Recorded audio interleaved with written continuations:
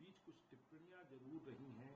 उन टिप्पणियों को सुप्रीम कोर्ट के अंदर जो रही बातें रही उनको कैसे देखते हैं, और क्या आपने भी जो पिटीशन क्या डाली है और उसको उसके संदर्भ में आपसे बात? जी, मेरी भी पिटीशन है, मैं भी उसमें एक याचिका करता हूं और कुछ कई सारी याचिकाओं को माननीय उच्चतम न्यायालय ने एक साथ क्लब किया है और बाकी जो याचिकाएं हैं मेरा ख्याल है कि वो भी क्लब हो जाएंगी।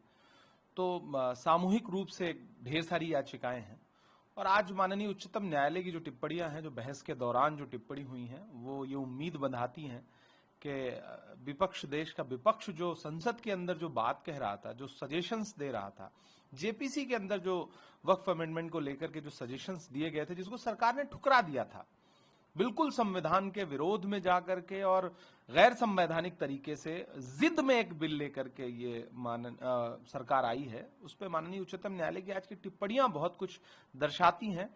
कल भी बहस होनी है, मैं कल खुद जो है न्यायालय में रहूंगा और मैं प्रयास करूंगा कि मैं उसका हिस्सा रहूं और हमें पूरा विश्वास है कि हमें न्यायालय से इंसाफ मिलेगा और ये सरकार वक्फ की संपत्तियों को हड़पने के प्लान से जो बिल लेकर के आई है माननीय उच्चतम न्यायालय, उस पर जो है वो रोक लगाएंगे और देश को एक ऐसा फैसला देंगे कि भविष्य में सरकारें जनता और संविधान दोनों के विरोध में कोई भी बिल लाने से पहले सोचेंगी।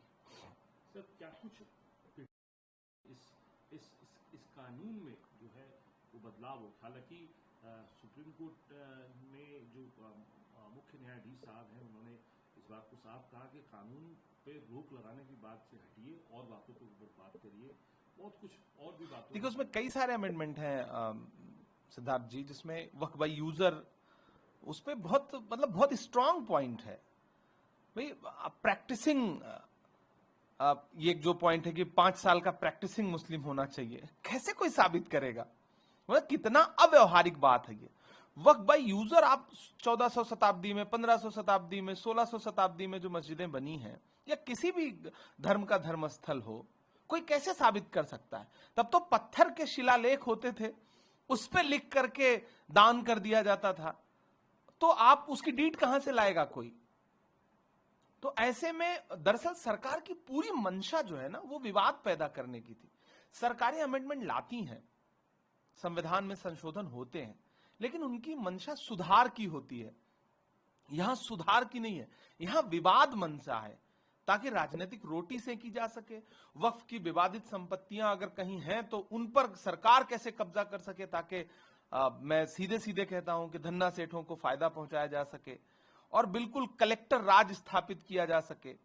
तो ये कई सारे पॉइंट हैं जिस पे माननीय उच्चतम न्यायालय, मुझे लग रहा है कि बहुत गहराई से इसका विवेचन करेंगे और इन अमेंडमेंट्स पे जरूर स्टे देंगे, जरूर स्टे देंगे। सर, एक और बात है, वो है में वो बात आई है कि आप किसी गैर धर्म के, दूसरे धर्म के व्यक्ति को किसी दूसरे धर्म की संस्था में आप डालना चाहते हैं, जबकि बाकी जगहों पर आप ऐसा नहीं कर रहे। मैंने कहा ना, वही विवाद पैदा करने वाली स्थिति है।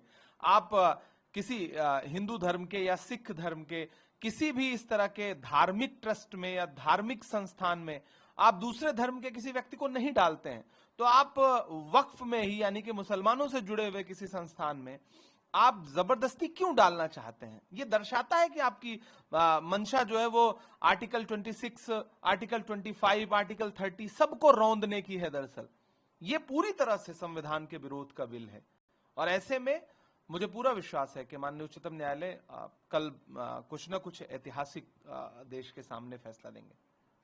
सर, इसके अलावा जो है क्लब किया गया है, बोथ पार्टीज को सुना गया है, चैलेंजिंग वैलिडिटी को भी, जो पिटीशंस है उनको देखा जा रहा है।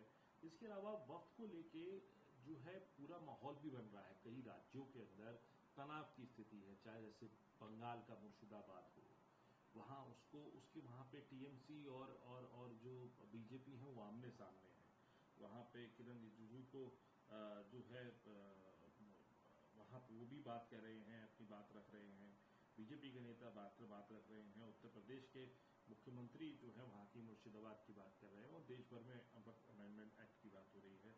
और सीधे तौर पे मुर्शिदाबाद एक ऐसी जगह बन गई है जहाँ पर वक्फ अमेंडमेंट जो एक्ट है उसको लेके आमने सामने दिखाई दे रहे हैं लोग, और ये कहा जा रहा है बीजेपी की तरफ से एक्सोडस हो रहा है हिंदुस्तान। कैसे देखते हैं? देखिए, कानून व्यवस्था पूरी तरह से राज्य का विषय है, लेकिन भाजपा को ऐसे विषयों पे दरअसल राजनीति करनी है।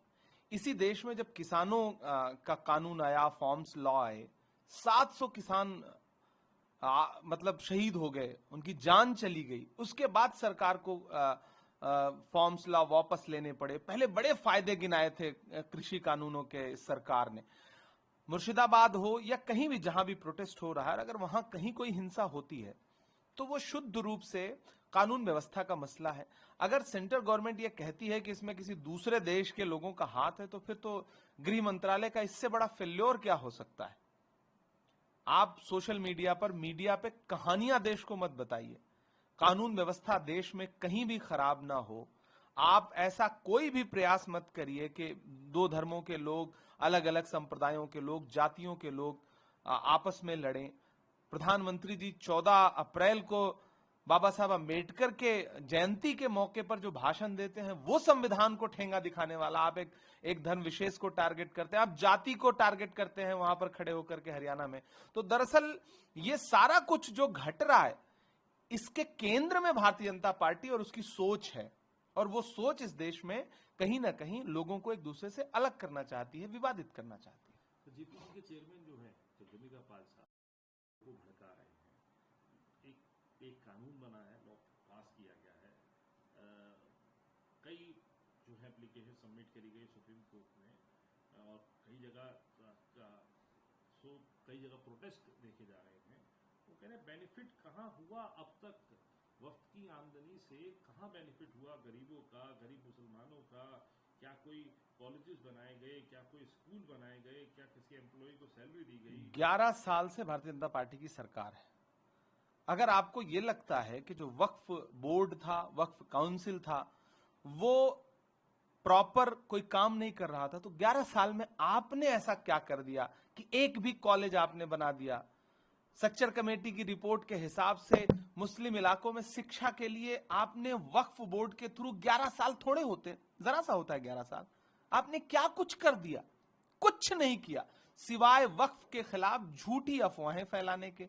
गृह मंत्री जी देश की संसद में खड़े होकर झूठ बोलते हैं, अल्पसंख्यक मंत्री जी झूठ बोलते हैं, जेपीसी के चेयरमैन महोदय झूठ बोलते हैं। आप जेपीसी के चेयरमैन हैं, ये पूरा नाटक करने की क्या आवश्यकता थी कि ज्वाइंट पार्लियामेंट्री कमेटी बने? ज्वाइंट पार्लियामेंट्री कमेटी, आपको किसी का नोट मानना ही नहीं था, किसी के सजेशन मानने ही नहीं थे। आपने सिर्फ और सिर्फ अपने पक्ष के एनडीए के लोगों के सुझाव मांगे। आप काहे के जेपीसी के चेयरमैन थे भाई? आपको नस्लें माफ नहीं करेंगी। आप विनम्र आदमी थे, आप कहां ये सरकार के जाल में फंस गए? दरअसल जगदम्बिका पाल जी को फंस गए, वो समझ नहीं पा रहे हैं कि वो क्या बोलें। अच्छा, कोई प्रोटेस्ट क्यों नहीं कर सकता? देश में लोकतंत्र है, राजशाही नहीं है जगदम्बिका पाल जी। देश में लोकतंत्र है। प्रोटेस्ट, इस देश में कितने प्रोटेस्ट हुए हैं, सरकारें बदली हैं प्रोटेस्ट से। जब अन्ना आंदोलन हो रहा था तब तो आप बड़ा प्रोटेस्ट को सराह रहे थे। जब आपकी सरकार में प्रोटेस्ट हो रहा है तो आपके पेट में दर्द हो रहा है। जब किसान सड़क बैठे प्रोटेस्ट करने के लिए तो आपने उनको खालिस्तानी बुला दिया। कोई मुसलमान सड़क पे उतर आएगा और अपनी बात रखेगा शांतिपूर्ण तरीके से, हाथ में काली पट्टी बांध लेगा नमाज पढ़ते समय, तो आप उसके खिलाफ एफआईआर कर दोगे। आप करो तो बहुत अच्छा है, लोकतंत्र को आप जीवित कर रहे हो, और दूसरा कोई करे जो आपसे सहमत नहीं है तो आप उसको बताओगे कि नहीं नहीं ये तो भड़का रहे हैं। भड़काने का मतलब क्या होता है? हम शांतिपूर्ण तरीके से बात ना करें तो फिर पार्लियामेंट में डिबेट मत कराइए, वरना विपक्ष का जो सांसद वहां पे दलील रखेगा, आप कहेंगे कि देश को भड़का रहा है। तो बंद कर दीजिए लोकतंत्र का पूरा सारा ये जो पूरा बना हुआ है संस्थानिक पूरा मामला, इसको आप खत्म कर देना चाहते हैं। सर आखिरी सवाल, ईडी को अब आप उस पर लिखापोती कर रहे हैं, आप जो है पुरानी बातें कर रहे हैं, और जो है ये बताइए कौन सी चैरिटी के लिए चीज बनाई गई थी? चैरिटी हुई कहाँ हुई चैरिटी, ये बताइए। देखिए, नेशनल हेराल्ड से जो है आजादी के पहले अंग्रेज जो है वो डरा करते थे, उस पर बैन लगाया था, और अब आजादी के बाद अब 2025 में जो नए अंग्रेज हैं, ये जो है नेशनल हेराल्ड और उससे जुड़ी संस्थाओं के खिलाफ हैं। इस मामले में पूरी तरह से वेंडेटा पॉलिटिक्स हो रही है, प्रताड़ना की पॉलिटिक्स हो रही है। आप विपक्ष की आवाज को कुचलने के लिए, मतलब मैं तो सीधे सीधे कहता हूं कि आप क्रोनोलॉजी समझिए, उधर गुजरात में अधिवेशन होता है, सफलतम अधिवेशन। राहुल गांधी जी देश की आवाज बन करके, संविधान की किताब लेकर के वहां क्लियर अपना स्टैंड देश के सामने रखते हैं और ये कहते हैं कि हम आने वाले दिनों में गुजरात जीतेंगे। और कल जब राहुल गांधी जी गुजरात के मोडासा में पहुंचते हैं तो आप चार्जशीट दाखिल करते हैं। राहुल गांधी जी बिहार को लेकर के विपक्ष के नेताओं के साथ मीटिंग करते हैं, चुनावी रणनीति बनाते हैं, आप चार्जशीट खोल देते हैं। असम में आप अपनी संभावित हार देख करके अपने सहयोगी संस्थान ईडी को उतार देते हैं कि विपक्ष को कुचल दो। इस देश में पिछले 10 साल में ईडी ने जितने केस रजिस्टर्ड किए हैं उसमें सफलता का प्रतिशत सिर्फ 1% है। 99% केसेस में न तो या आप आज तक चार्जशीट नहीं फाइल कर पाए हैं या किसी को सजा नहीं दिलवा पाए। तो अगर भाजपा ये कह दे कि हां इसके खिलाफ ईडी की रेड पड़ गई तो ये भ्रष्टाचारी हो गया, तो जब सफलता का प्रतिशत 1 है तो वो भाजपा के प्रवक्ताओं से के कह देने भर से भ्रष्टाचारी हो जाएगा। गांधी परिवार को आप भ्रष्टाचारी बोलेंगे, जिसने इस देश के लिए अपना खून कुर्बान कर दिया, अपनी जान कुर्बान कर दी, अपनी निजी संपत्तियां कुर्बान कर दी। रविशंकर प्रसाद जी हो, सुधांशु जी हो, संबित जी हो, इनसे कहिए एक बार इलाहाबाद जाएं, आनंद भवन को देखें, वहां रखी हुई क्रॉकरी देखें, वहां रखी हुई कुर्सी मेजें देखें, नेहरू जी का कपड़ा जो वहां रखा हुआ है उसको देखें। तब इनको समझ में आएगा कि देश जब आजाद नहीं हुआ था तब पंडित नेहरू किस तरह के घर में रहते थे, पंडित मोतीलाल नेहरू का स्तर क्या था जीवन यापन का। और जब देश आजाद हुआ पंडित नेहरू ने वही आनंद भवन इस देश को दान कर दिया। जाएं स्वराज भवन देखें, जाएं कमला नेहरू हॉस्पिटल देखें, तब इनको समझ में आएगा चैरिटी किसको बोलते हैं। तब इनको समझ में आएगा कि गांधी परिवार ने इस देश को अपनी निजी संपत्तियां किस स्तर पर जाके दान की। आज आप उनको कहते हो कि उन्होंने भ्रष्टाचार किया है। आप जिन्होंने 10 साल में देश की संपत्तियां बेच दी, अपने उद्योगपति दोस्तों को फायदा पहुंचाया, भगोड़ों को इस देश से भागने में मदद की, आप बोलेंगे सूप तो सूप बोले, चलनिया बोले जिसमें 72 छेद। बहुत शर्मनाक है। भाजपा के लोगों को एक बार पलट के अपने गिरेबान में झांकना चाहिए। यह शुद्ध रूप से प्रताड़ना की राजनीति है। आप कांग्रेस को और कांग्रेस के साथ साथ पूरे विपक्ष को डराना चाहते हैं, आप डरा नहीं पाएंगे, क्योंकि हमारे नेता का नारा है डरो मत।